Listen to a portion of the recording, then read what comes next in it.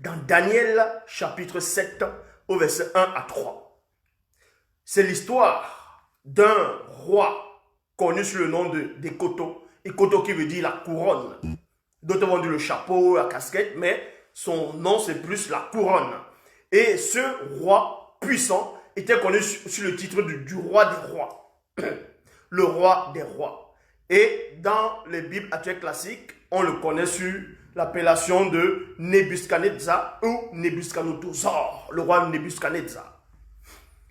Et vous devez comprendre ici qu'à l'époque du règne du roi Nebuchadnezzar, on ne va pas parler de son histoire, mais vous allez néanmoins comprendre que Nebuchadnezzar, c'était un noir initié, un roi initié, qui disposait d'un grand pouvoir spirituel, financier, mental, intellectuel, ainsi de suite, dans le visible à son époque.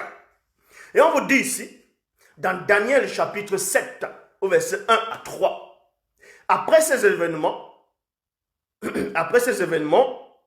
le cœur du roi Ekoto, c'est-à-dire Nebuchadnezzar, s'exalta de plus en plus et se mit à se glorifier en ces termes. 2 points. N'est-ce pas là Djombela Mundi?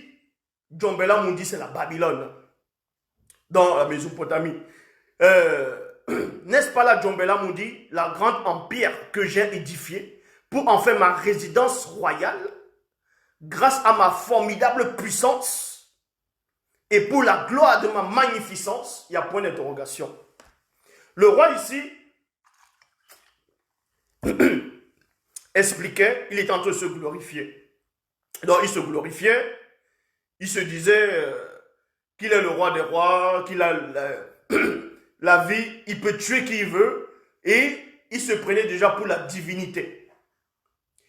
Pendant qu'il était en train de se glorifier, il dit ici dans le verset 3, elle montre combien ma puissance est grande, combien mon pouvoir divin est glorieux.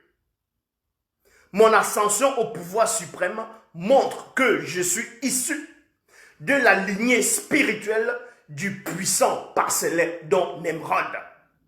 Donc, même le roi Nebuchadnezzar a glorifié Nemrod, savait qu'il était Nemrod. Mais ils n'ont pas vécu dans la même époque. Mais il a entendu ces récits.